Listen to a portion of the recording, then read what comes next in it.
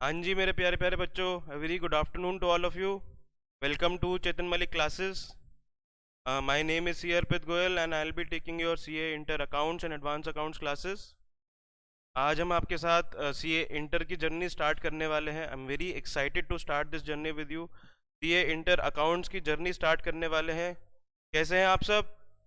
I hope all of you are fine, all of you are doing good. कैसे हैं जी सब?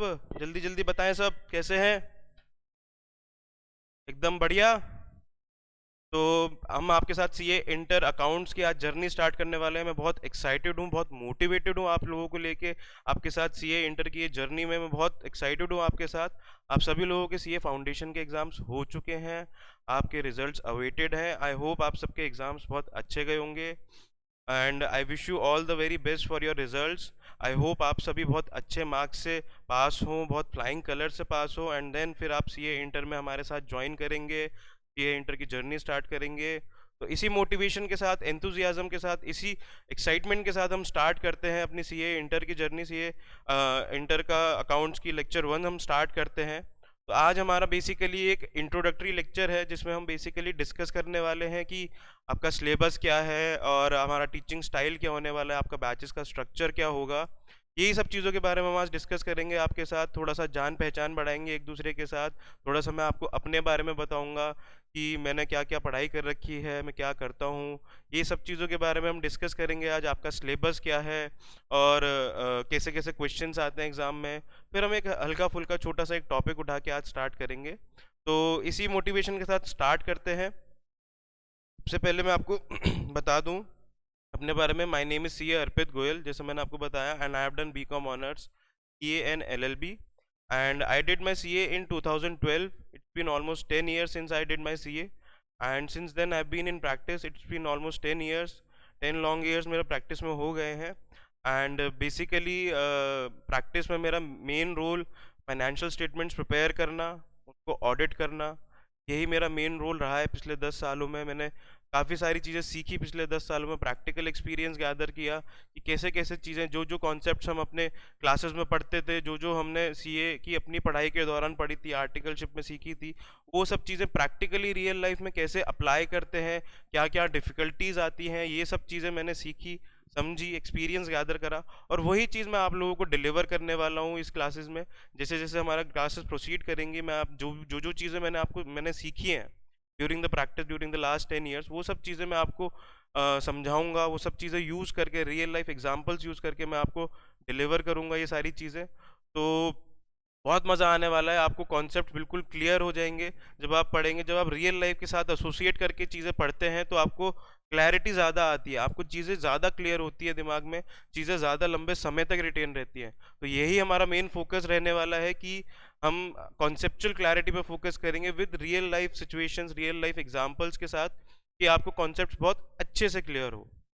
तो ये बेसिकली मेरे बारे में रहा। बाकी हमारी क्लासेस का स्ट्रक्चर कैसे रहने वाला है, हमारी अप्रॉक्सीमेटली 3.5 months की क्लासेस चलेंगी। पहले हमारी ग्रुप 1 की अकाउंट्स चलेगी, जिसमें हमारी मंडे टू सैटरडे क्लासेस होंगी। अप्रॉक्सीमेटली 2 hours की हमारी क्लासेस होंगी। 4 to 6 हमारा टेंटेटिवली टाइम रहने वाला है। तो 3.5 महीने की हमारी क्लासेस होंगी अकाउंट्स की पहले। फिर उसके बाद में हमारी स्टार्ट होगी एडवांस अकाउंट्स की क्लासेस, जो कि रफली हमारा बैच 2.5 months चलेगा। एंड उसका भी शेड्यूल मोस्ट प्रोबेबली ऐसे ही रहने वाला है, Monday to Saturday 4 PM to 6 PM। 2 hours के हमारे लेक्चर्स रहेंगे। लैंग्वेज हमारा जो डिलीवरी रहेगा एजुकेशन का, वो हमारा बेसिकली हिंदी रहेगा एंड इंग्लिश रहेगा। दो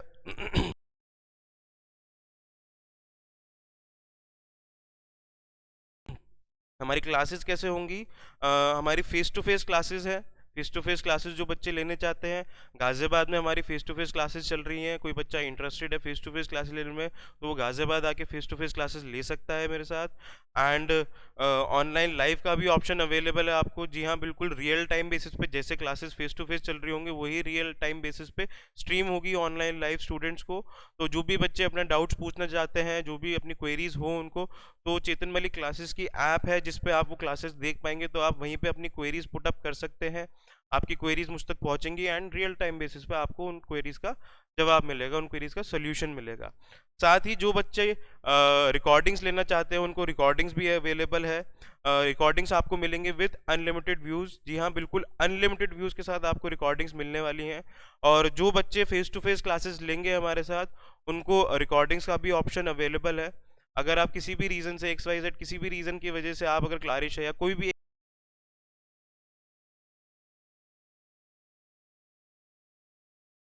XYZ कुछ भी रीज़न हो, तो आप रिकॉर्डिंग्स ले सकते हैं, आपको रिकॉर्डिंग्स का ऑप्शन अवेलेबल रहेगा।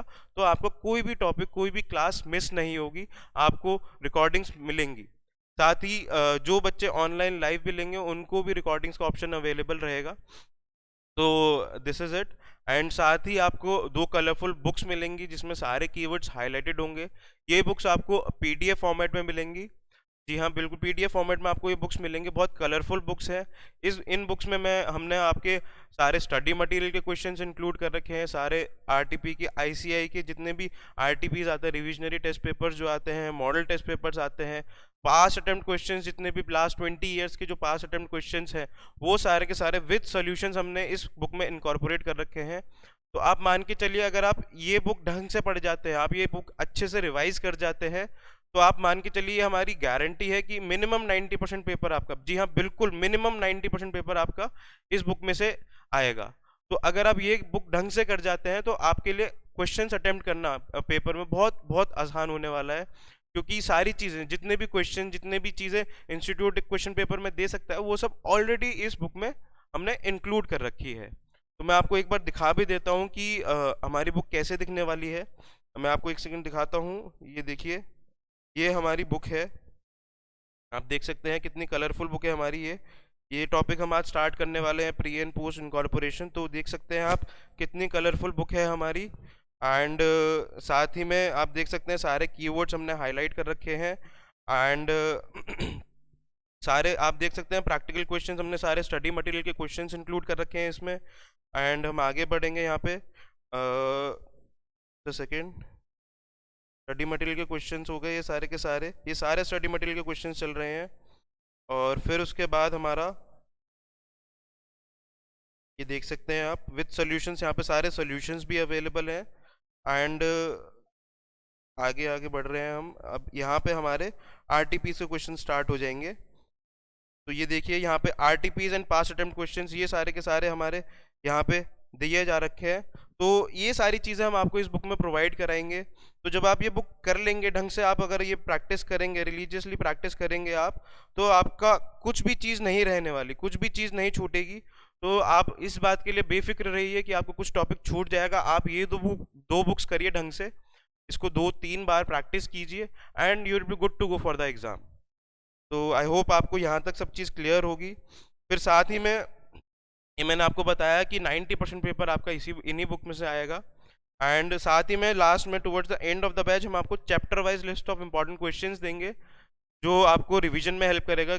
जो इंपॉर्टेंट क्वेश्चंस हैं इन चैप्टर्स में से भी, जो इंपॉर्टेंट सिलेक्टेड इंपॉर्टेंट क्वेश्चंस हम छाटेंगे आपके लिए, तो वो आप प्रैक्टिस करेंगे, जिससे आपकी मैक्सिमम कवरेज होगी कॉन्सेप्ट्स की। ये इंपॉर्टेंट क्वेश्चंस हमने किन बेसिस पे छाटेंगे, ये क्वेश्चंस हम सिलेक्ट करेंगे, आपका कॉन्सेप्ट जितना कवर होगा, जिसमें मैक्सिमम आपके कॉन्सेप्ट की कवरेज आ जाए, वो क्वेश्चंस हम कवर करेंगे, ताकि मिनिमम एफर्ट से आपका मैक्सिमम रिवीजन हो पाए।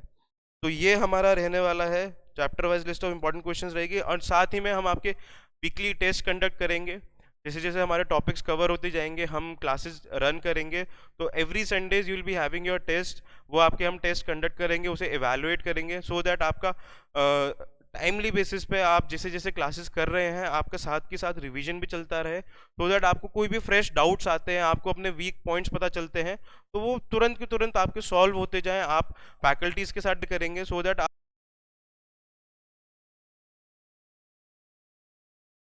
आप एग्जाम्स के लिए हैंड टू हैंड प्रिपेयर होते चले जाएं।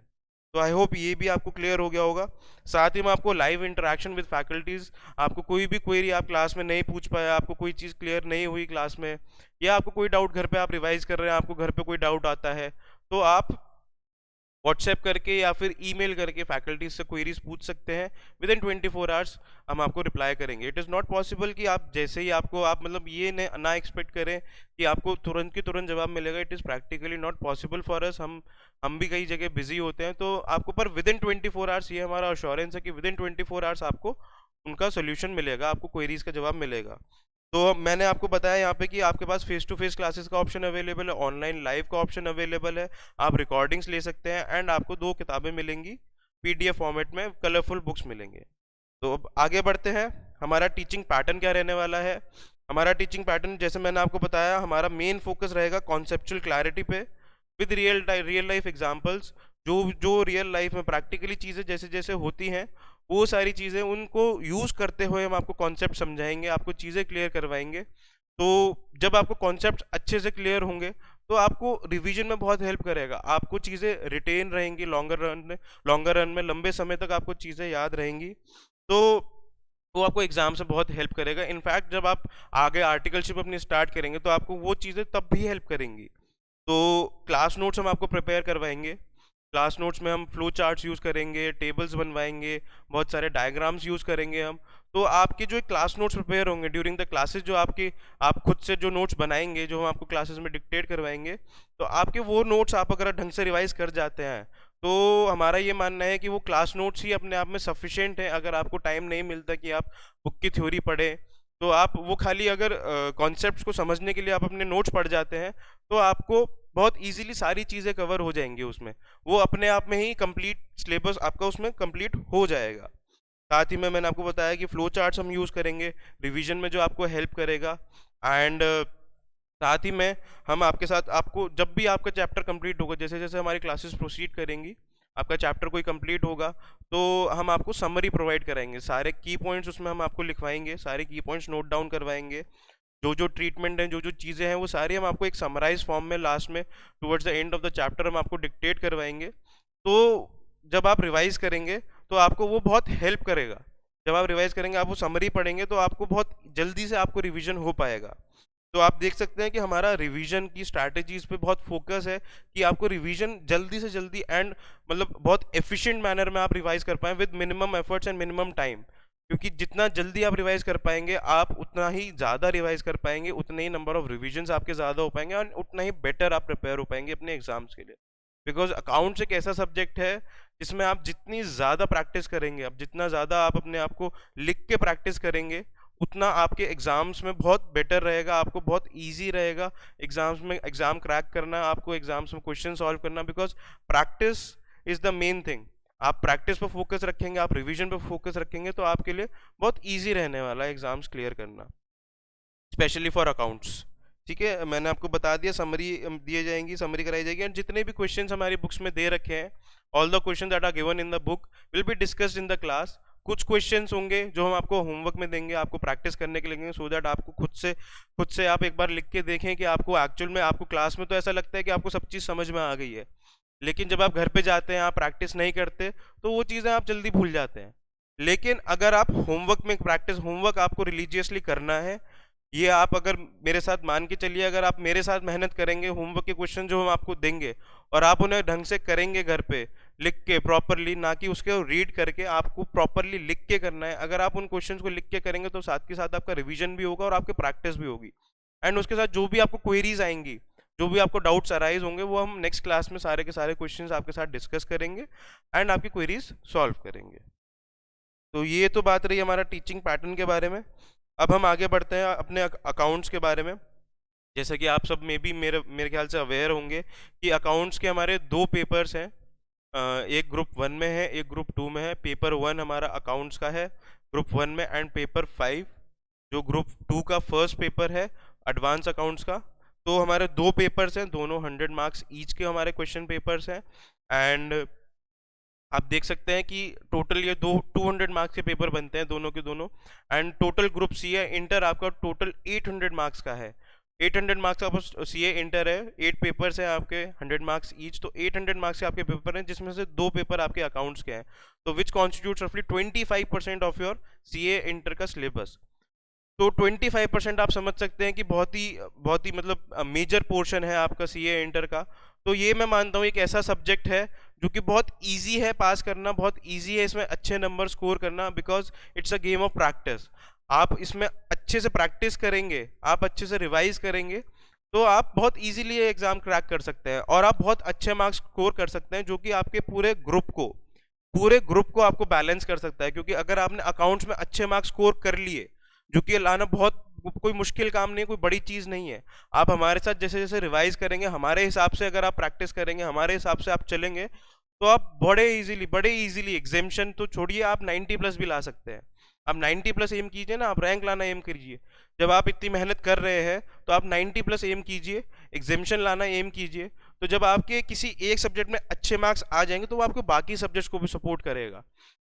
तो आप इसका फ्लिप साइड देखिए। अगर आपने अकाउंट्स के सब्जेक्ट को लाइटली लिया, आपने अगर इसको उतनी इंपॉर्टेंस नहीं दी, प्रैक्टिस नहीं करी, तो अगर आपके अकाउंट्स में मार्क्स खराब हो गए, तो वो आपका पूरा ग्रुप भी स्पॉइल कर सकता है, आपका पूरा एग्जाम स्पॉइल कर सकता है। तो मैं आपको डरा नहीं रहा हूँ, मैं आपको जस्ट अवेयर करा रहा हूँ कि प्रैक्टिकल रियलिटी क्या है, सच्चाई क्या है, कि आपके 2 पेपर्स हैं, तो आपको बहुत फोकस के साथ, बहुत डेडिकेशन के साथ आपको पढ़ाई करनी है एंड प्रैक्टिस करनी है। आपको घबराना नहीं है। आप हमारे साथ हमारे हिसाब से चलेंगे, आप हमारे साथ पढ़ाई करेंगे, तो बहुत मज़ा आने वाला है हमारे को। मैं आपको डराने के लिए ये सब चीज़ें नहीं बोल रहा हूँ, मैं आपको जस्ट एक रियलिटी चेक दे रहा हूँ कि आपको ध्यान रखना है कि आपके 2 पेपर्स हैं और आपको बहुत फोकस के साथ पढ़ना है। तो साथ ही में मैंने आपको ये सब बता दिया, कॉन्सेप्चुअल क्लैरिटी के साथ आपका ये पेपर बहुत बहुत बहुत आसान होने वाला है। अब ये सब्जेक्ट क्योंकि सीए इंटर का सिलेबस में है, तो क्या चीज़ें हैं जो ये सब्जेक्ट को डिफिकल्ट बनाती हैं? बेसिकली इसमें 2 ही चीज़ें हैं, 2 ही पॉइंट्स हैं। एक तो इसका वास्ट सिलेबस, इसका सिलेबस बहुत वास्ट है। दूसरा लेंदी क्वेश्चन पेपर जो हमारा आता है एग्जाम में, वो बहुत लेंदी आता है। इंस्टीट्यूट क्या करता है, इंस्टीट्यूट ये अप्रोच रखता है कि पहला पेपर है तो लेंदी पेपर बनाता है वो, उसकी अप्रोच इंस्टीट्यूट की ऐसी रहती है कि लेंदी पेपर बनाते हैं। तो पेपर वैसे डिफिकल्ट नहीं आता, पर क्वेश्चन पेपर लेंदी होने की वजह से बच्चे सारा पेपर अटेम्प्ट नहीं कर पाते। आपको ये चीज़ ध्यान में रखनी है कि क्वेश्चन पेपर लेंदी आएगा, तो आपको उसी हिसाब से प्रिपेयर करके चलना है, आपको उसी हिसाब से प्रिपेयर होना है कि मेरे को सारे क्वेश्चन अटेम्प्ट करने हैं। बिकॉज आप सोचिए कि आपको एक क्वेश्चन आता है, आपको पूरी अच्छी तरह से आपने वो प्रैक्टिस करा हुआ है, आपकी बुक में आता है, लेकिन आप वो अटेम्प्ट नहीं कर पाए, तो इससे इससे दुर्भाग्यपूर्ण बात क्या हो सकती है, इससे अनफॉर्चुनेट बात क्या हो सकती है कि आपको क्वेश्चन आता है लेकिन आप अटेम्प्ट नहीं कर पाए। तो इसीलिए मैं कह रहा हूँ, इसलिए मैं बार बार कह रहा हूँ कि आपको प्रैक्टिस पे बहुत फोकस रखना है, प्रैक्टिस पे ध्यान लगाना है, कि आपको जितना टाइम हो सके आपको लिख के प्रैक्टिस करनी है। बिकॉज जितने मल्टीपल टाइम्स आप लिख के प्रैक्टिस करेंगे, आपकी स्पीड भी उसी हिसाब से इंप्रूव होगी, आपकी स्पीड भी तेज होगी, तो आप क्वेश्चंस बहुत इजीली कर पाएंगे। ये सब चीज़ हमने अपने जब हम सीए कर रहे थे, ये चीज़ हमने देखी थी कि क्वेश्चन पढ़ के चले जाएं आप, पर आप जब एग्जाम में अटेम्प्ट करने बैठते हैं, आपने पढ़ा तो सब कुछ है, लेकिन जब आप वो लिखने स्टार्ट करते हैं, आप लिख नहीं पाते, आप अटक जाते हैं कि हम ये स्टार्ट कहाँ से करें। तो जितनी बार आप लिख के प्रैक्टिस करेंगे, आपका फ्लो अपने आप बनता चला जाएगा, आपको क्वेश्चन बहुत आराम से निकल जाएगा, आपका पेपर बहुत मक्खन के जैसे आपका पेपर वो आप सॉल्व कर पाएंगे। इसलिए मैं बार बार एम्फेसाइज कर रहा हूँ कि you should focus on revision and practice. Revision की स्ट्रैटेजी हमारी क्या रहने वाली है, ये सब हम आपको चीज़ें ड्यूरिंग द क्लासेस बताएंगे कि कैसे आपको रिवाइज करना है। हमारे हिसाब से आइडियली आपको 2 रिवीजन कम से कम करने चाहिए, आइडियली 3 होने चाहिए, पर अगर आप 3 नहीं कर पाते तो मिनिमम 2 तो आपको रिवीजन करने ही चाहिए। एक बार तो हम आपको क्लास में प्रैक्टिस करवाएंगे, तो उसे हम रिवीजन का पार्ट नहीं मानेंगे, बट जैसे जैसे हम आपके एग्जाम्स लेंगे, आपके टेस्ट सीरीज कंडक्ट कराएंगे, तो आपको हम रिवीजन भी आपका साथ के साथ होता रहेगा। तो आपको मिनिमम 2 रिवीजन करने हैं, apart from what we have taught you in the classes. जो आपको क्लासेस में हुआ है उससे अलग आपको घर पे बैठ के खुद से 2 बार प्रैक्टिस करनी है। देखिए एक बात समझिए आप, हम आपको कितना भी पढ़ा दें, हम आपको कुछ भी करा दें, हम आपके साथ खूब मेहनत करेंगे, आप हमारे साथ भी मेहनत करेंगे, लेकिन अगर आप घर जाके खुद से मेहनत नहीं करेंगे, self study is the best study. आपको घर जाके खुद से मेहनत करनी है, आपको खुद से रिवाइज करना है, आपको जो क्वेरी आती है आप वो हमसे पूछिए, हम आपके साथ हैं, बिल्कुल एग्जाम तक आपके साथ हैं। आपको कुछ भी क्वेरी आएगी, आपको किसी भी तरह की कोई भी समस्या आती है, कोई भी सहायता चाहिए आपको, we are there with you. तो आपको कोई भी क्वेरी हो आप हमसे पूछ सकते हैं, लेकिन उससे पहले मेहनत आपको करनी पड़ेगी। अगर आप मेहनत नहीं करेंगे तो हम भी आपको हेल्प नहीं कर पाएंगे। कई बार ऐसा होगा कि आपको लगेगा कि यार नहीं हो पा रहा मुझसे, मतलब बहुत डिफिकल्ट हो रहा है, बहुत बर्डन हो रहा है, लेकिन आप ये सोचिए, आप एक चीज दिमाग में अभी बिठाइए कि आप सीए क्यों कर रहे हैं। आप ये चीज अभी एक बार बैठ के सोचिए, आपने सीए में क्यों एंटर हुए, आपका क्या एम है, क्या गोल है, और उस चीज को through out your CA journey आपको याद रखना है।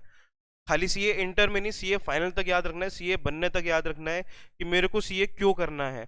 आप अगर अपने पेरेंट्स के लिए कर रहे हैं तो अपने पेरेंट्स का जब भी आपको लगे कि नहीं यार बहुत बहुत मुश्किल हो रहा है, बहुत डीमोटिवेटेड फील कर रहे हैं, आप अपने आंखें बंद करके अपना दिल पे हाथ रख के सोचिए कि आपने क्यों स्टार्ट करी थी सीए। अगर आप अपने पेरेंट्स के लिए करना चाहते हैं, आप अपनी घर की परिस्थितियां अच्छी करना चाहते हैं, आपको एक नेम मिलेगा, फेम मिलेगा, रिकॉग्निशन मिलेगा, तो वो चीज़ आप एक बार दोबारा रिकॉल करेंगे तो आपको मोटिवेशन मिलेगा उसके साथ। तो वही मोटिवेशन आपको थ्रू आउट द जर्नी रखना है अपने साथ में। थ्रू आउट द जर्नी वो बर्निंग डिजायर होनी चाहिए आपके अंदर कि नहीं, मेरे को तो क्लियर करना है, मेरे को फर्स्ट अटेम्प्ट में क्लियर करना है, मेरे को बहुत फ्लाइंग कलर्स के साथ, एग्जामेशन के साथ, रैंक के साथ क्लियर करना है। वो मोटिवेशन आपको रखना है। तो कभी भी आपको लगे कि नहीं हो पा रहा, आपको अपने आप को कभी भी गिव अप नहीं करना है, आपको हमेशा प्रैक्टिस करनी है, आपको फोकस रखना है, डेडिकेशन रखना है, और आपका सीए बहुत आराम से क्लियर हो जाएगा। आप मान के चलिए बहुत आराम से हो जाएगा, इतना कोई डिफिकल्ट चीज़ नहीं है, क्योंकि ये बहुत हार्ड वर्किंग, बहुत डिमांडिंग कोर्स है। तो आपको मेहनत वो जो डिमांड करता है आपको वो चीज़ देनी पड़ेगी, that is hard work. Hard work से आपको बिल्कुल नहीं हिचकिचाना है। अगर आप हार्ड वर्क पे फोकस रखेंगे you will definitely clear the exam, ये मेरा अश्योरेंस है। तो ये रही बात हमारी रिवीजन की। एंड एक फास्ट ट्रैक रिवीजन हम आपको कराएंगे एग्जाम से पहले। हम आपको टेक्निक बताएंगे कि आपको फास्ट ट्रैक रिवीजन कैसे करना है। आप कैसे कैसे जल्दी से, आप एक दिन पहले जब आप रिवीजन करते हैं तो आपको बहुत सारी चीज़ें, पिक्चर आपके बिल्कुल नज़रों के सामने आ जाती हैं। तो जब वो पिक्चर आपके सामने आ जाती है कि हाँ जी हमने क्लास में ऐसे पढ़ा था, सर ने ऐसे कराया था, सर ने ये एग्जाम्पल करना कराया था, सर ने वो कराया था, तो जो वो सब चीज़ें आपके सामने एकदम से पिक्चराइज हो जाती है, तो नेक्स्ट डे एग्जाम देना आपके लिए बहुत ईजी हो जाता है। तो वो स्ट्रैटेजी भी हम आपको बताएंगे कि फास्ट ट्रैक रिवीजन आपको कैसे करना है। एक दिन पहले, एग्जाम से एक दिन पहले जो आपको मिलता है उसमें आपको कैसे रिवाइज करना है, वो स्ट्रैटेजी हम आपको ड्यूरिंग द क्लासेस आपको हम देंगे। साथ ही प्रैक्टिस कैसे करना है, मैंने आपको जैसे बताया कि ड्यूरिंग द क्लासेस हम आपको क्वेश्चन तो सारे सॉल्व करवाएंगे एक बार। एंड साथ ही हम आपकी टेस्ट सीरीज कंडक्ट करेंगे, टाइम टू टाइम आपकी टेस्ट सीरीज कंडक्ट होगी। एंड हम उसे इवैल्यूएट करेंगे, आपको आपको बताएंगे कि आपकी कहाँ कहाँ कमियां हैं, क्या आपके वीक पॉइंट्स हैं, वो सारी चीज़ें हम आपको एक्सप्लेन करेंगे। एंड रिवीजन प्लान जो हम आपको देंगे, आप उसके अकॉर्डिंग जैसे जैसे प्रैक्टिस करेंगे तो आपकी प्रैक्टिस बहुत अच्छे से हो जाएगी। तो आई होप यहाँ तक सब चीज़ें बच्चों को, आप सबको क्लियर होंगी कि स्ट्रक्चर हमारे क्लासेस का क्या रहने वाला है। आपको 2 पीडीएफ्स मिलेंगी, फेस टू फेस का ऑप्शन अवेलेबल है, ऑनलाइन लाइव का ऑप्शन अवेलेबल है, रिकॉर्डिंग्स भी आप ले सकते हैं। टीचिंग पैटर्न क्या रहेगा हमारा, नोट्स हम आपको बनवाएंगे क्लास में, एंड फ्लो चार्ट्स यूज़ करेंगे, हम डायग्राम्स यूज़ करेंगे, समरीज हम आपको बनवाएंगे, टेस्ट सीरीज आपकी कंडक्ट होगी, एंड मेन फोकस आपका रिवीजन एंड प्रैक्टिस पे रहना चाहिए। तो ये सारी बातें हमारी हुई प्रिलिमिनरी। अब हम आगे बढ़ते हैं, हम आते हैं हमारे सिलेबस पे। ये हमारा सिलेबस है, इसको हमने 3 सेगमेंट्स में डिवाइड कर रखा है। पहला है हमारा कंपनी अकाउंट्स का, कंपनी अकाउंट्स में डिवाइड करा है हमने। फिर दूसरा हमने करा है अदर चैप्टर्स, जो कंपनी अकाउंट से अलग चैप्टर्स हैं वो हमने अदर चैप्टर्स के सेगमेंट में डिवाइड करा है। एंड थर्ड इज हमारा अकाउंटिंग स्टैंडर्ड्स। तो ये 3 सेगमेंट्स हैं हमारे। आप सब बच्चे ये सिलेबस नोट कर लीजिए आप चाहें तो। सबसे पहला है हमारा ये हमारा ग्रुप 1 का अकाउंट्स का सिलेबस है। तो सबसे पहला हमारा आता है कंपनी अकाउंट्स, जिसमें हमारे आते हैं सबसे पहले चैप्टर हमारा आता है कंपनी फाइनेंशियल स्टेटमेंट्स। आप सब चाहें तो नोट कर लीजिए इसे। सबसे पहला चैप्टर हमारा आता है कंपनी फाइनेंशियल स्टेटमेंट्स।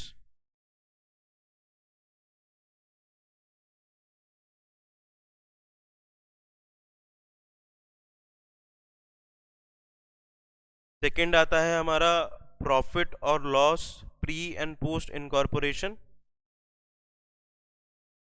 प्रॉफिट और loss pre and post incorporation. Third is accounting for bonus and rights issue.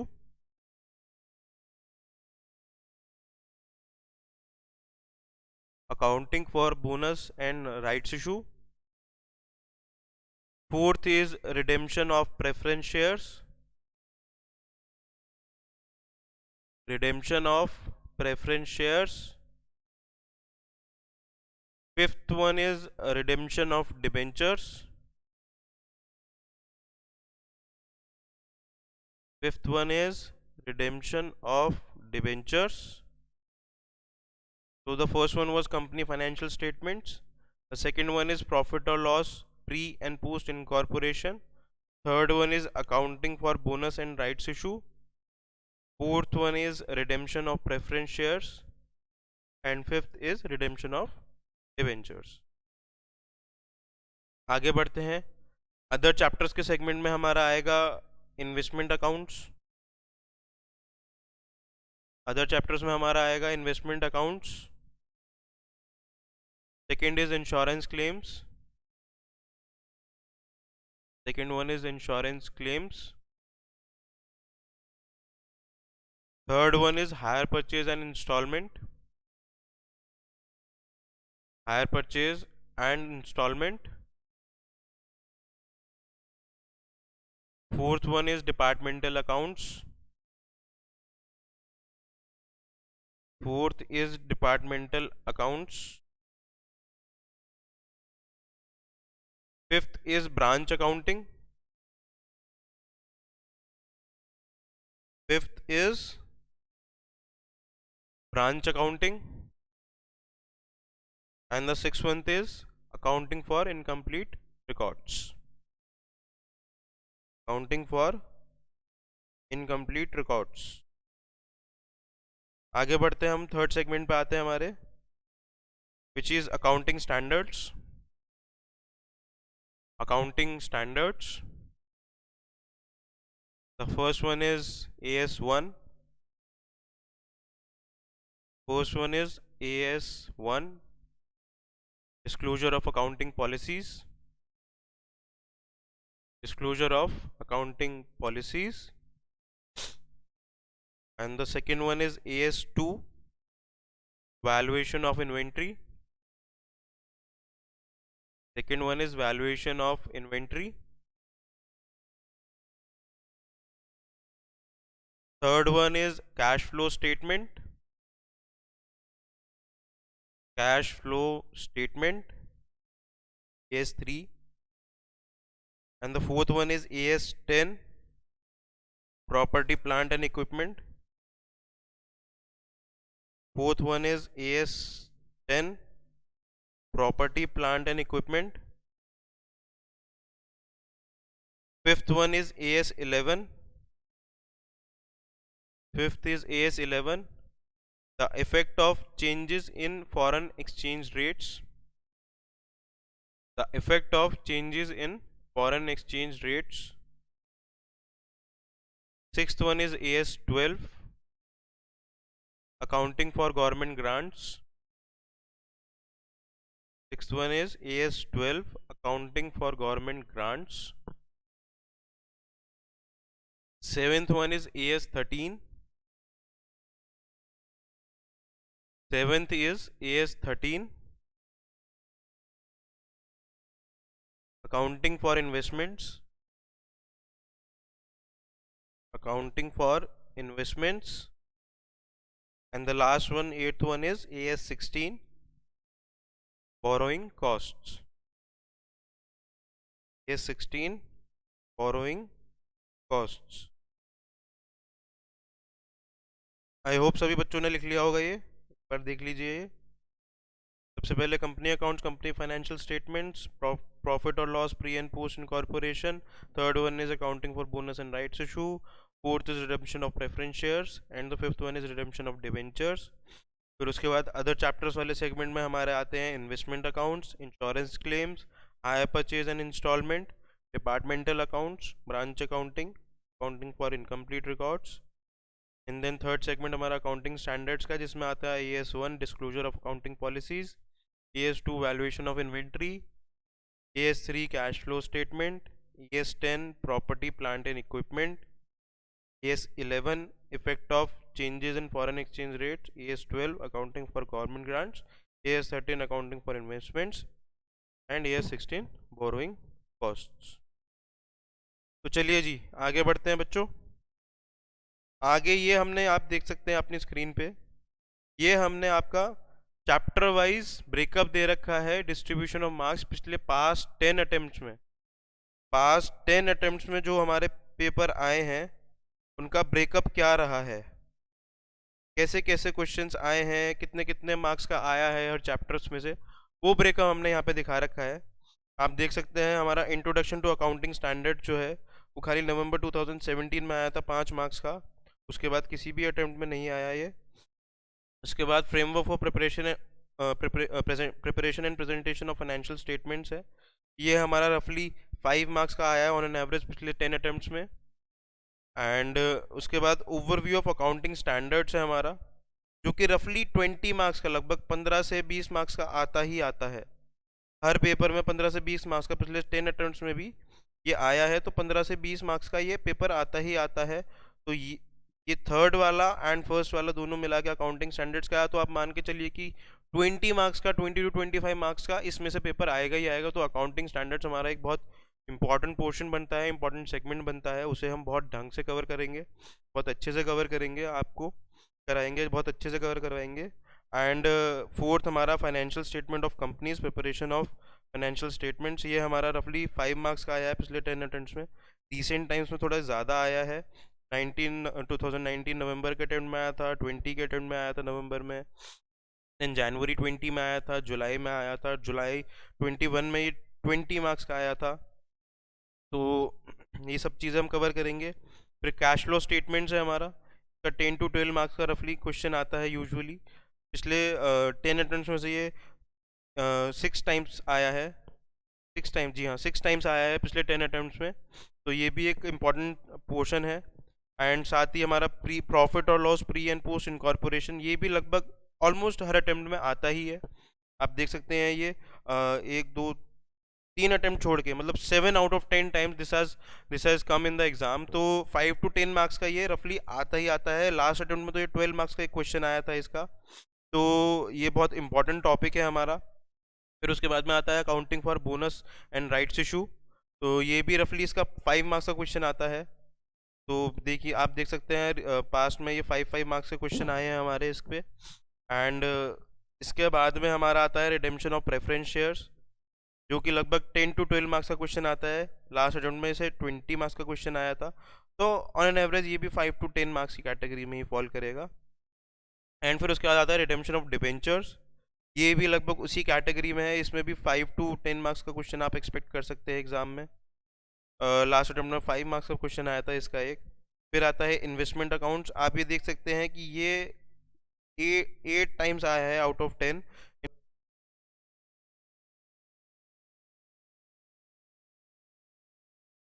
आप इसमें से कम 10 मार्क्स का पेपर एक्सपेक्ट कर सकते हैं। फिर आता है हमारा इंश्योरेंस क्लेम्स, जो कि हर बार इसका आप देख सकते हैं ये 10 आउट ऑफ 10 टाइम्स आया। जैसे हमारा अकाउंटिंग स्टैंडर्ड्स आया था 10 आउट ऑफ 10 टाइम, वैसे ही हमारा इंश्योरेंस क्लेम्स का पेपर है, जो कि जिसमें से आप 10 मार्क्स का पेपर एक्सपेक्ट कर सकते हैं। फिर उसके बाद आता है हमारा हायर परचेज एंड इंस्टॉलमेंट्स, ये भी हमारा काफ़ी इंपॉर्टेंट टॉपिक है। 5 मार्क्स का इसमें एवरेज चल रहा है हमारा पिछले 10 अटेम्प्ट्स में। This has come 7 times out of in the past 10 attempts, तो ये भी इंपॉर्टेंट टॉपिक है। एंड फिर उसके बाद आता है हमारा departmental accounts, this has an average of, this commands an average of 7 marks, तो लगभग 5 टू 10 मार्क्स का आप इसमें एक्सपेक्ट कर सकते हैं कि 5 टू 10 मार्क्स का पेपर यहाँ से आ सकता है। फिर उसके बाद आते हैं हम ब्रांच अकाउंटिंग पे।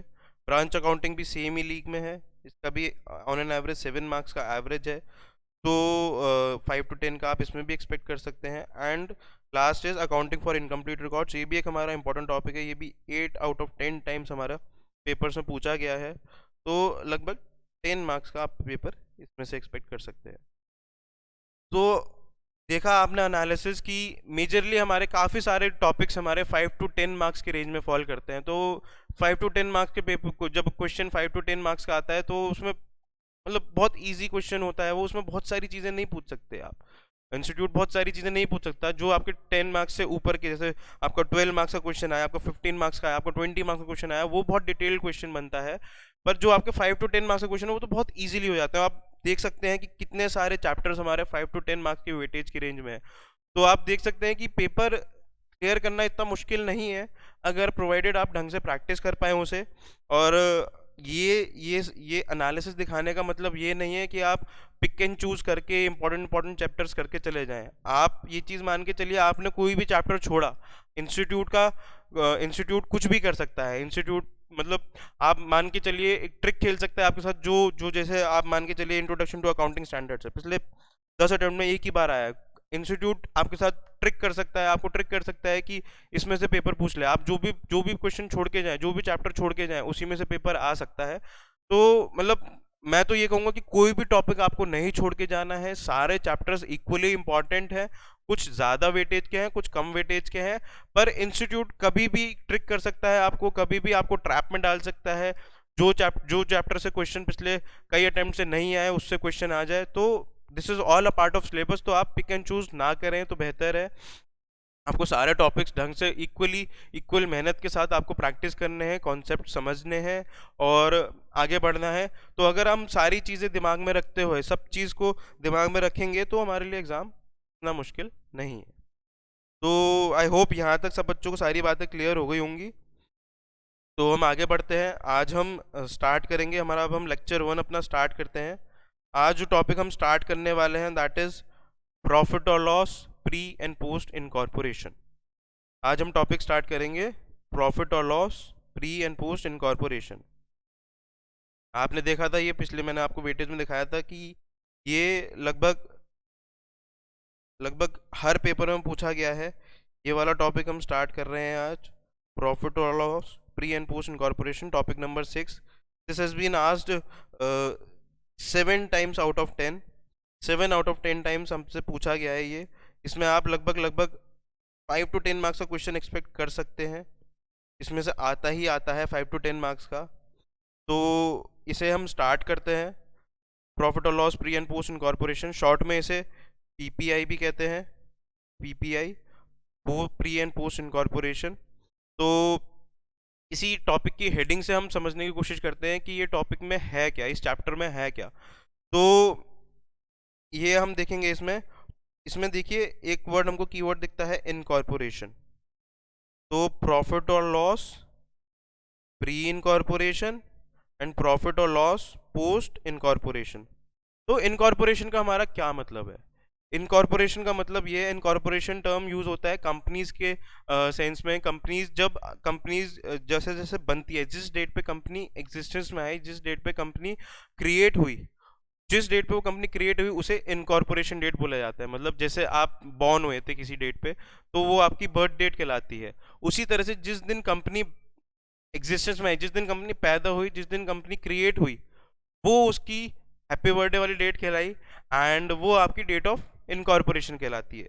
तो incorporation is the date on which the company came into existence. मतलब जिस डेट पे कंपनी एग्जिस्टेंस में आई, जिस दिन वो कंपनी क्रिएट हुई, वो हमारी इनकॉर्पोरेशन डेट कहलाती है।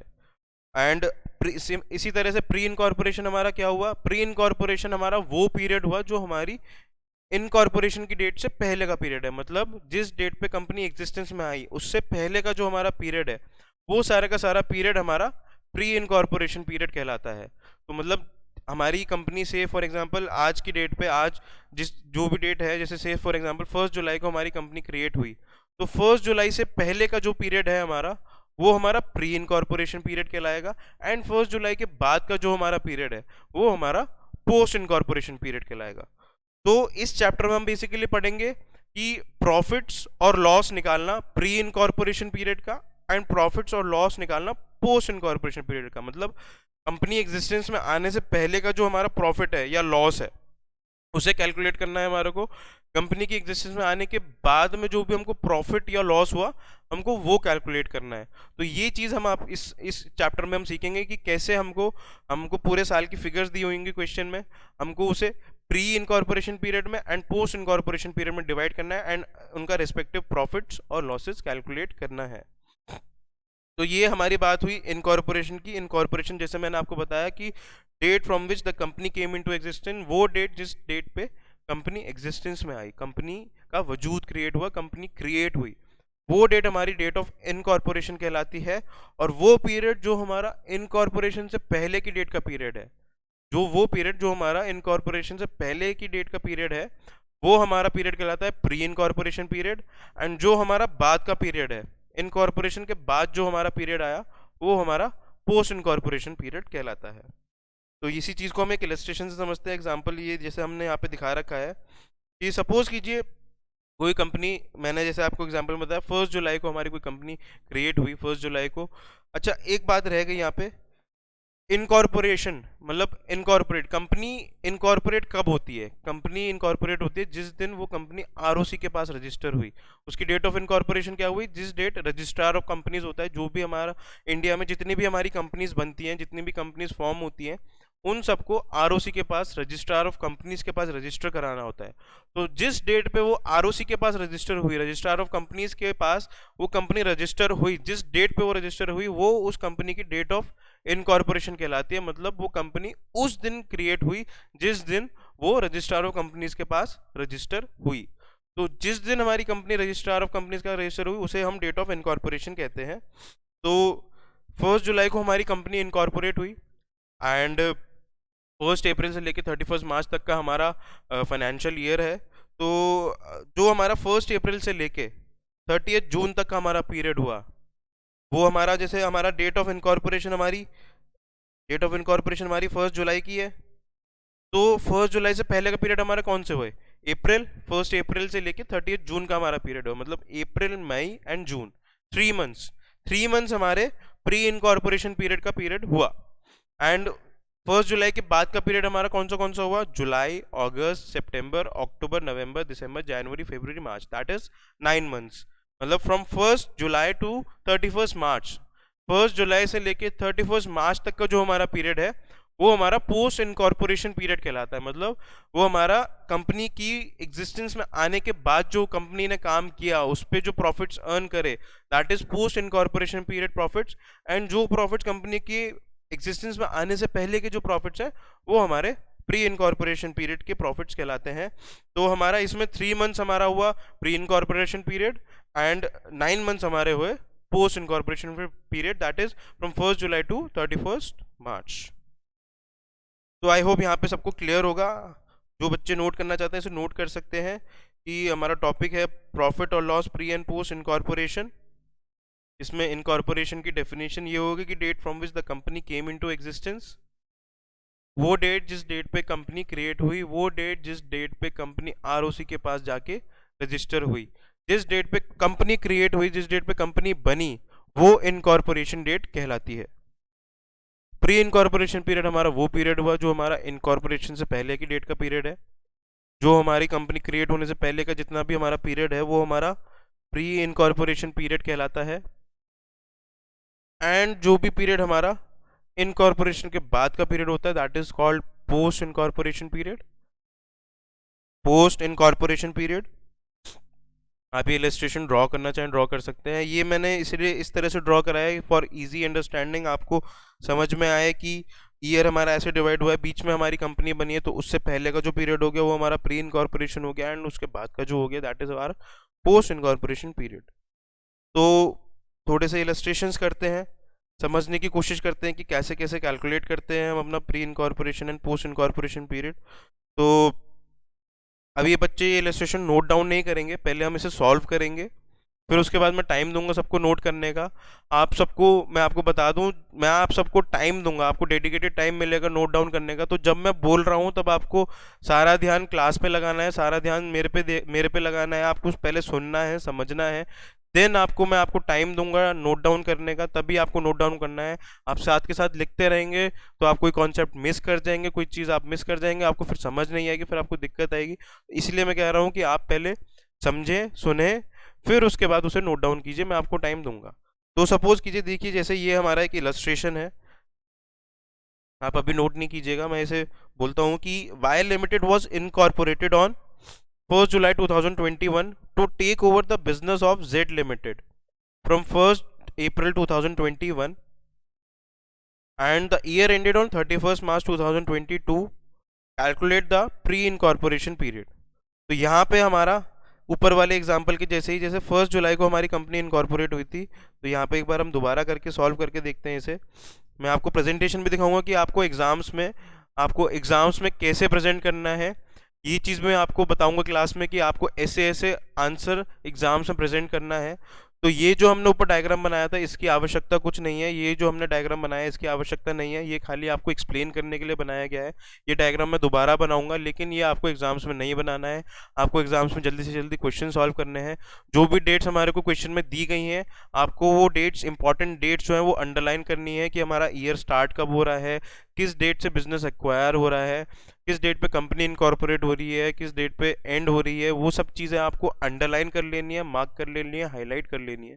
तो हमारे इस वाले क्वेश्चन में आप देख सकते हैं कि हमारी कंपनी इनकॉर्पोरेट हुई है 1 जुलाई को, 1 जुलाई 2021, एंड इसने बिजनेस टेक ओवर करा है फ्रॉम 1 अप्रैल 2021, एंड ईयर एंड हुआ है हमारा 31 मार्च 2022 को। तो हम ड्रॉ करते हैं, ये हमने, ये हमारा ईयर हुआ, यहाँ पे हमारा आ गया 1 April, and here is 31 March 2022, यहाँ पे हमारा आ जाएगा 21। तो यहाँ पे कहीं पे बीच में हमारी कंपनी इनकॉर्पोरेट हुई फ्रॉम 1 जुलाई 2021। ये हमारी डेट ऑफ इनकॉर्पोरेशन हो गई कि हमारी डेट, कंपनी इस डेट पे एग्जिस्टेंस में आई। तो यहाँ पे हमारा जो पीरियड हमारा इससे पहले का हुआ, ये वाला पीरियड हमारा जो है, ये हमारा प्री इनकॉर्पोरेशन हुआ, बिकॉज यहाँ पे हमारी कंपनी एग्जिस्टेंस में आई थी। तो इससे पहले का जितना भी पीरियड है ये हमारा प्री का पीरियड कहलाएगा, एंड इसके बाद का जो भी हमारा पीरियड है ये हमारा पोस्ट इनकॉर्पोरेशन कहलाएगा। ठीक है, तो यहाँ पे हमारा कैसे हुआ, April, May and June, that is from 1 April to 30 June 2021 हमारा प्री इनकॉर्पोरेशन का पीरियड हुआ। एंड सिमिलरली यहाँ से लेके यहाँ तक का हमारा जो पीरियड है, that is July, August, September, October, November, December, January, February and March, that is 9 months. ये हमारे 9 मंथ्स हुए पोस्ट इनकॉर्पोरेशन के। पोस्ट इनकॉर्पोरेशन हुए हमारे ये, पोस्ट इनकॉर्पोरेशन का हमारा पीरियड कितना हुआ, पोस्ट इनकॉर्पोरेशन का हमारा पीरियड हुआ 9 months, that is from 1 July to 31 March 2022। तो अब एग्ज़ाम्स में आपको ये सारी कहानी नहीं करनी है, ये सब आपको नहीं करना है एग्ज़ाम्स में। अब मैं आपको दिखाता हूँ कि एग्ज़ाम्स में आपको कैसे करना है। एग्ज़ाम्स में आप लिखेंगे सबसे पहले वर्किंग नोट, वर्किंग नोट डालेंगे ऐसे, एंड यहाँ पे लिखेंगे calculation of pre and post incorporation period. आप इस चीज़ का प्रेजेंटेशन का बहुत ध्यान रखेंगे एग्जाम में, क्योंकि अगर आप कोई क्वेश्चन पूरा नहीं कर पाए, जैसे मैंने आपको बताया बहुत लेंदी पेपर आता है, तो किसी वजह से आप अगर पेपर पूरा नहीं कर पाए तो आपको स्टेप मार्किंग भी मिलती है।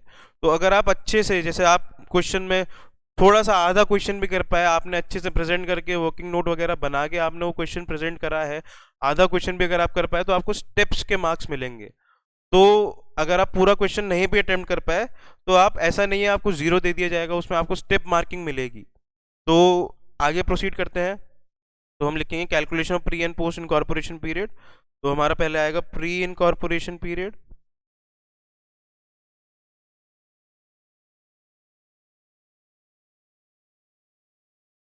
ये हमने ऊपर कैलकुलेट किया था, ये हमारा था 3 मंथ्स का, 3 मंथ्स का था हमारा ये period from April to June. तो यहाँ पे हम लिखेंगे 3 months, that is from 1 April 21 to 30 June 21। ये हमारा हुआ pre incorporation period. And similarly हमारा पोस्ट इनकॉर्पोरेशन पीरियड कितना हुआ, पोस्ट इनकॉर्पोरेशन पीरियड हमारा हुआ 9 मंथ्स का, that is from from 1st July 21 to 1st March 22। तो यही पूछा गया था क्वेश्चन में, यही था इलस्ट्रेशन में कि आप अपना pre incorporation and post incorporation का पीरियड निकालिए। आपका सॉल्यूशन ये जितना बॉक्स में है, आपका सॉल्यूशन एग्जाम में खाली इतना ही होगा। जो इससे पहले हमने ये डायग्राम ड्रॉ करा है, ये आपको नहीं बनाना है एग्जाम में, आपको बिल्कुल भी टाइम वेस्ट नहीं करना है वहाँ पे। पर हाँ, आपको क्वेश्चन बहुत ध्यान से पढ़ना है, जो इंपॉर्टेंट डेट्स हैं उन्हें मार्क करना है। ये जो भी बिजनेस टेक ओवर की बात करी है, बिजनेस एक्वायर करा है, ये सब चीज़ें हम आगे प्रोसीड करेंगे, जैसे हम आपको एक्सप्लेन करेंगे क्या है ये चीज़ें। पर अभी बेसिकली ये इलस्ट्रेशन से मैं आपको ये बताना चाह रहा था कि क्या हमारा प्री इनकॉर्पोरेशन पीरियड होता है, कैसे क्या हमारा पोस्ट इनकॉर्पोरेशन पीरियड होता है, कैसे हम इसे कैलकुलेट करते हैं। खाली यही मैं आपको समझाना चाह रहा था। इसके साथ हम आगे प्रोसीड करते हैं, इलस्ट्रेशन नंबर 2 देखते हैं। यहाँ पे हमने हमारा दिया हुआ है DOI is date of incorporation. तो date of incorporation is are 1st September 2021 and business taken over from 1st May 2021 and year ended on 31st March 2022 and इसमें दे रखा है calculate pre and post incorporation periods. Pre and post incorporation periods हमारे को इसमें calculate करने हैं। तो बच्चे, मैं आपको 2 मिनट देता हूँ, आप चाहें तो पहले तो ये पहले वाला इलस्ट्रेशन नोट कर लीजिए। 2 मिनट्स का टाइम देता हूँ मैं आपको, आप इलस्ट्रेशन नोट कीजिए पहले वाला, एंड सेकंड वाला इलस्ट्रेशन भी नोट कर लीजिए, एंड 2 मिनट लगा के आप खुद से ट्राई कीजिए कि आप कर पा रहे हैं या नहीं कर पा रहे। आप ये इलस्ट्रेशंस नोट कर लीजिए कि Y limited was incorporated on 1st July 2021। पहले आप इलस्ट्रेशन 1 नोट कर लीजिए, उसका सॉल्यूशन नोट कर लीजिए।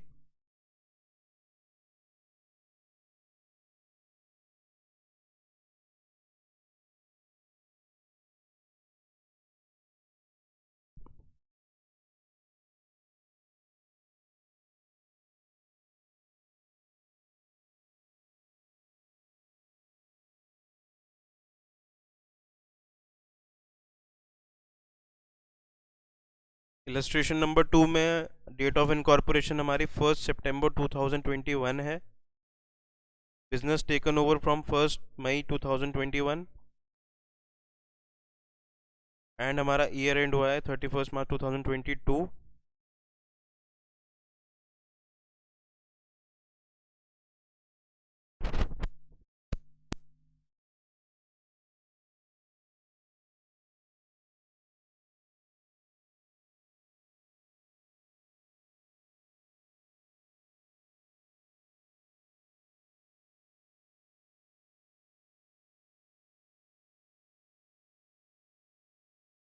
आई होप सब बच्चों ने लिख लिया होगा, ये लिया है सब बच्चों ने ये। चलिए सॉल्व करते हैं ये क्वेश्चन हम। इसमें हमारे को गिवन है date of incorporation is 1st September 2021 and business taken over from 1st May 2021 and the year has ended from 31st March 2022। Draw करते हैं।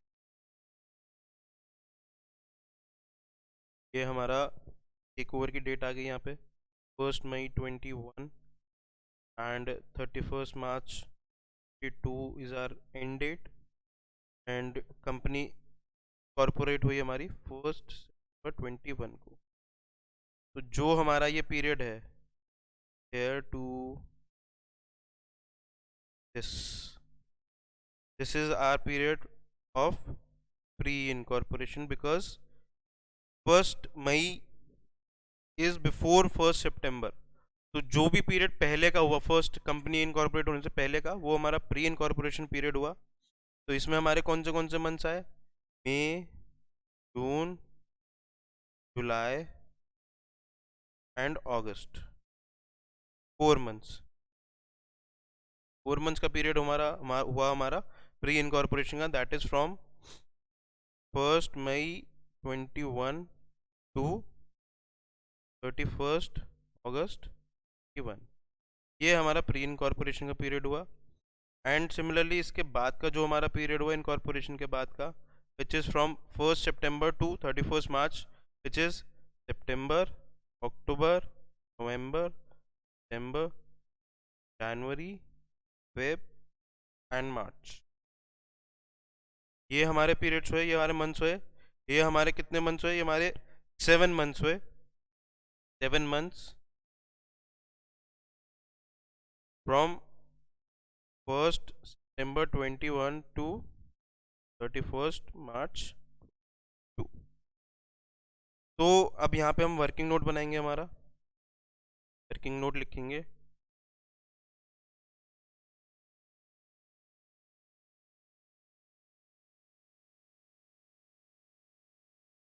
Calculation of pre and post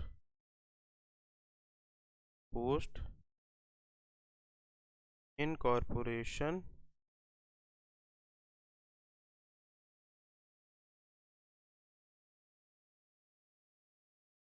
ठीक है, calculation of pre and post incorporation period.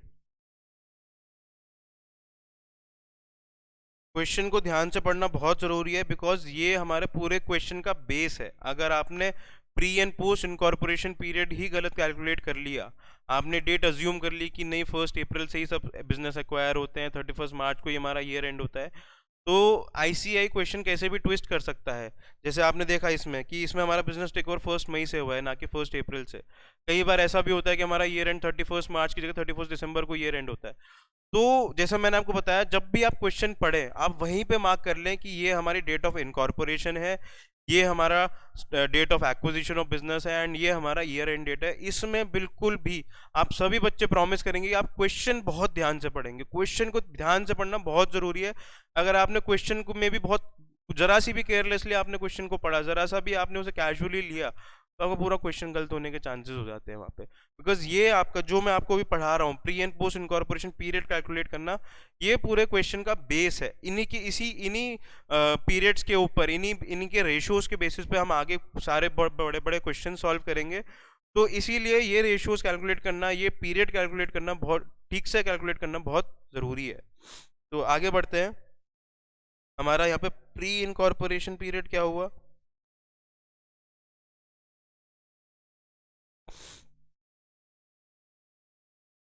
Incorporation period हुआ हमारा from 4 months हुए हमारे, from 1 May 21 to 31 अगस्त। ठीक है जी, क्लियर है सब बच्चों को यहाँ तक? जो पीरियड हमारा इनकॉर्पोरेशन से पहले का पीरियड है, दैट इज 4 मंथ्स, वो हमारा प्री इनकॉर्पोरेशन पीरियड कहलाया। And similarly post incorporation period हमारा क्या हुआ? पोस्ट इनकॉर्पोरेशन पीरियड हमारा हुआ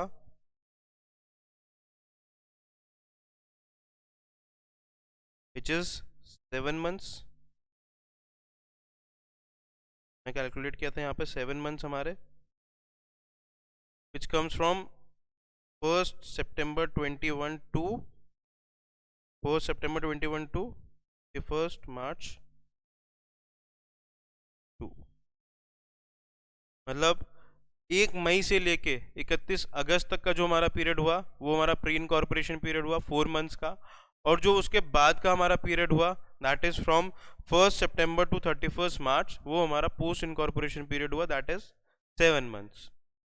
तो इसी पीरियड को, जो हमारे जैसे यहाँ पे 4 और 7 मंथ्स कैलकुलेट हुए हैं, जो हमारे ये 4 मंथ्स एंड 7 मंथ्स कैलकुलेट हुए हैं, इन्हीं का जब हम रेशो निकालते हैं, जो हमारे पीरियड्स हुए, जितना हमारा प्री का पीरियड हुआ एंड हमारा पोस्ट का पीरियड हुआ, इन्हीं का जब हम रेशो निकालेंगे तो वो हमारा टाइम रेशो कहलाता है। Time ratio is what? The ratio of periods of pre incorporation and period of post incorporation. इन दोनों पीरियड्स का जो रेशो निकलता है, that is called time ratio. इसे आगे कैसे यूज करना है, इसका क्या यूज आएगा, आगे यूजेज कैसे कैसे होगा, वो हम आगे प्रोसीड, जैसे जैसे क्लास प्रोसीड होगी आपको एक्सप्लेन करेंगे। लेकिन टाइम रेशो किसे कहते हैं? Time ratio is pre period का पीरियड एंड पोस्ट पीरियड का जो हमारा पीरियड है, उन दोनों का रेशो जो हम निकालेंगे, दैट इज टाइम रेशो। तो इस वाले एग्जांपल में हमारा प्री पीरियड कितना हुआ? 4 मंथ्स। प्री पीरियड हमारा हुआ टाइम रेशो हमारा कैसे निकलेगा? Time ratio is 4:7। मतलब अब हमारे को कोई भी एक्सपेंसेस दिए होंगे, कोई भी इनकम दी होगी, या फिर कोई भी चीज़ हमारे को जो टाइम रेशो में, जैसे सैलरीज हो गई और भी चीज़ें और भी खर्चे हो गए, तो जो हमको टाइम रेशो में डिवाइड करने हैं, जैसे एडमिनिस्ट्रेटिव एक्सपेंसेस हो गए, सैलरीज हो गई और भी बहुत सारी चीज़ें होती हैं, तो जो हमको टाइम रेशो में डिवाइड करते हैं वो हम 4:7 के रेशो में डिवाइड करेंगे। मतलब 4 पार्ट हमारा प्री इनकॉर्पोरेशन का हो जाएगा एंड 7 पार्ट हमारा पोस्ट इनकॉर्पोरेशन का हो जाएगा। सिमिलरली हम ऊपर वाले इलस्ट्रेशन में अगर हम देखें तो वहां पे हमारा रेशो क्या बनेगा? यहाँ पे हमारे 3 मंथ्स हमारे आए थे प्री पीरियड के एंड 9 मंथ्स आए थे हमारे पोस्ट पीरियड के। तो मतलब हमारा रेशो क्या आएगा? टाइम रेशो हमारा यहाँ पे क्या रहेगा वाले इलस्ट्रेशन के लिए? टाइम रेशो हमारा हो गया 3:9। इसको जैसे हमने बचपन में सीखा था मैथ्स में कि इसे हम 1:3 भी लिख सकते हैं। तो यहाँ पे हमारा टाइम रेशो आया 1:3। क्लियर है सब बच्चों को? ठीक है जी। तो लास्ट इलस्ट्रेशन देखते हैं आज के लिए। यहाँ पे हमारी डेट ऑफ इनकॉर्पोरेशन गिवन है 1 जून 2021 and date of take over हमारी दी हुई है 1 अप्रैल 2021 एंड अकाउंटिंग ईयर हमारा एंड हो रहा है 31 मार्च को। तो हम यहाँ पे सीधे वर्किंग नोट बनाएंगे। वर्किंग नोट, तो यहाँ पे हम लिखेंगे, यहाँ पे ये कह रहा है calculate pre and post incorporation period and time ratios. तो सबसे पहले हम लिखेंगे calculation of pre and post incorporation period. तो यहाँ पे हमारा प्री इनकॉर्पोरेशन पीरियड क्या हुआ? Pre incorporation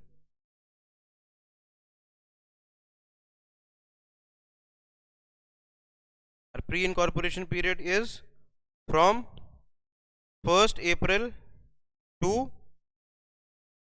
1 April to 31 May.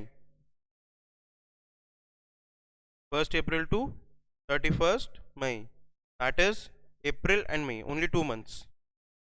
2 months हमारे हुए प्री इनकॉर्पोरेशन के, that is from 1 April 21 to 1 April and May. Post incorporation period हमारा कितना हुआ?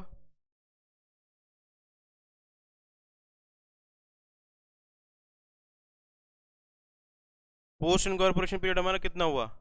From 1 June, to 31 March. कितने मंथ्स हुए हमारे? June, July, August, September, October, November, December, January, February and March, that is 10 months. 10 months हमारे हुए post incorporation period के, that is from 1 June 21 to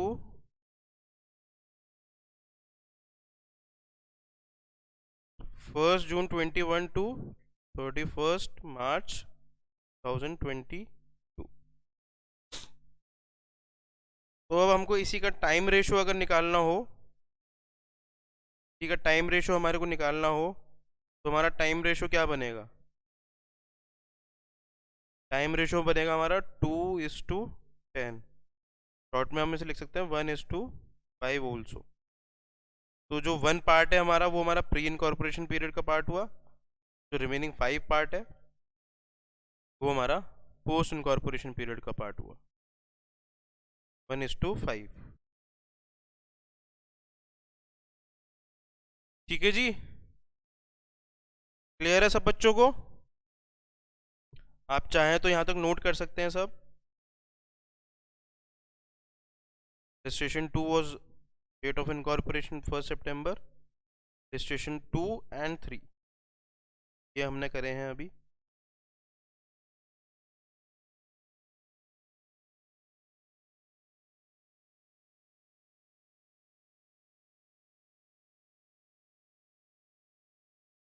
note कर लीजिए बच्चे सब जल्दी जल्दी।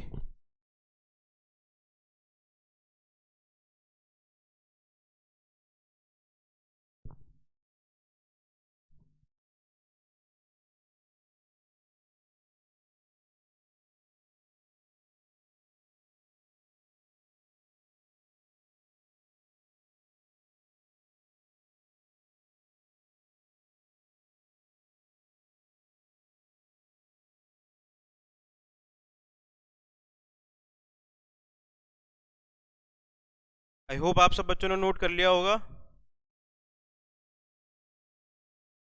अब आते हैं लास्ट इलस्ट्रेशन पे, आज की क्लास का लास्ट इलस्ट्रेशन पे। उसके बाद हम आज की क्लास रैप अप करेंगे। बाकी जो टॉपिक्स हैं हम वो नेक्स्ट क्लास में पिकअप करेंगे। इसके आगे के जो भी टॉपिक्स हैं, जो भी चीज़ें हैं, वो सब हम नेक्स्ट क्लास में डिस्कस करेंगे। आज के लिए हमारा लास्ट इलस्ट्रेशन ये है। इसमें ये कहता है कि calculate the time ratio in the following cases. अब इन फॉलोइंग केसेस में दो इलस्ट्रेशन हैं इसमें, तो आप टाइम रेशो कैलकुलेट कीजिए।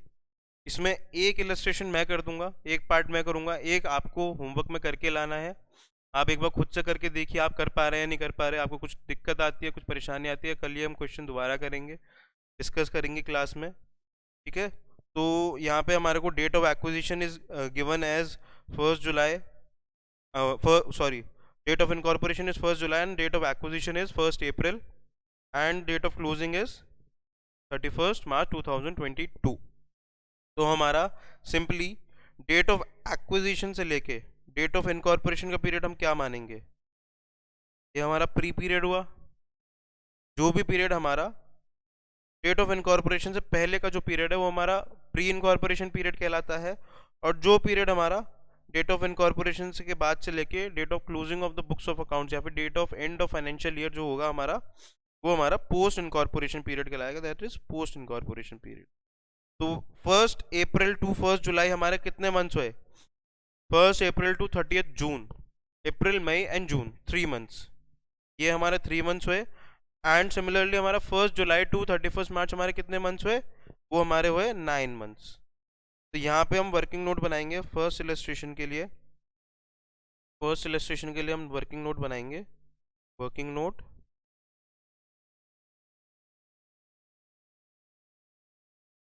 Calculation of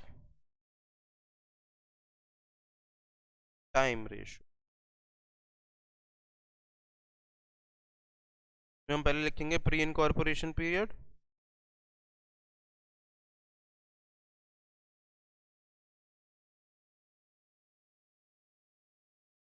which is 3 months,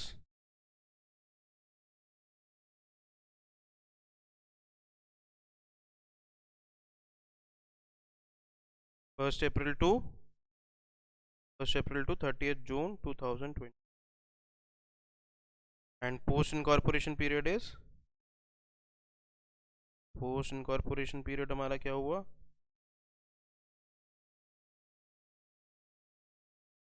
post incorporation period हमारे 9 मंथ्स के हुए, which is from 1 July 21 to 1 March 2। तो यहाँ पे हमारा टाइम रेशो क्या निकल के आएगा?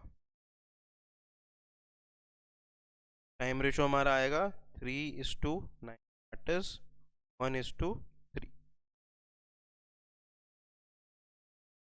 तो आई होप सभी बच्चों को ये क्लियर होगा, सभी बच्चों को समझ में आया होगा कि इनकॉर्पोरेशन क्या होता है, प्री इनकॉर्पोरेशन पीरियड क्या होता है, पोस्ट इनकॉर्पोरेशन पीरियड क्या होता है, टाइम रेशो क्या होता है, कैसे कैलकुलेट करते हैं हम ये पीरियड के, इसका यूजेज कैसे करना है। ये हम फर्दर जैसे क्लासेस आगे बढ़ेंगे हम नेक्स्ट क्लास में डिस्कस करेंगे कि टाइम रेशो का क्या यूज़ होता है और कौन से रेशोज निकलते हैं, क्या चीज़ें होती हैं, कैसे हम एक्सपेंसेस डिवाइड करते हैं, कैसे हम इनकम्स डिवाइड करते हैं प्री पीरियड में एंड पोस्ट पीरियड में। ये हम नेक्स्ट क्लास में डिस्कस करेंगे। एंड ये जो सेकेंड इलस्ट्रेशन है आप नोट कर लीजिए अपने अपनी बुक्स में, अपनी कॉपीज़ में, और आप ये घर पे एक बार खुद से प्रैक्टिस करने की कोशिश कीजिएगा। आप एक बार खुद से कैलकुलेट कीजिएगा कि आपका क्या टाइम निकल के आ रहा है, क्या प्री इनकॉर्पोरेशन पीरियड निकल के आ रहा है, क्या पोस्ट इनकॉर्पोरेशन पीरियड निकल के आ रहा है, एंड कितना आपका टाइम रेशो आ रहा है। तो ये आप एक बार होमवर्क में लिख लीजिए, आप घर से करके लाइएगा, हम ये नेक्स्ट क्लास में डिस्कस करेंगे। एंड आई होप आप सबको आज की क्लास अच्छी लगी होगी, समझ में आया होगा, आपको कॉन्सेप्ट्स क्लियर हुए होंगे। एंड बाकी टॉपिक्स हम नेक्स्ट क्लास में कवर करेंगे। एंड अभी तक जिन बच्चों ने क्लासेस ज्वाइन नहीं करी है, क्लासेस सब्सक्राइब नहीं करी है, तो वो नीचे दिए गए नंबर्स पे एक बार कांटेक्ट कर सकते हैं। एंड बाकी इस वीडियो को प्लीज़ लाइक कर दीजिए, शेयर कीजिएगा, चैनल को सब्सक्राइब कर दीजिए। एंड टिल देन मिलते हैं हम नेक्स्ट क्लास में फिर। Take care guys, take care, god bless you all, bye bye.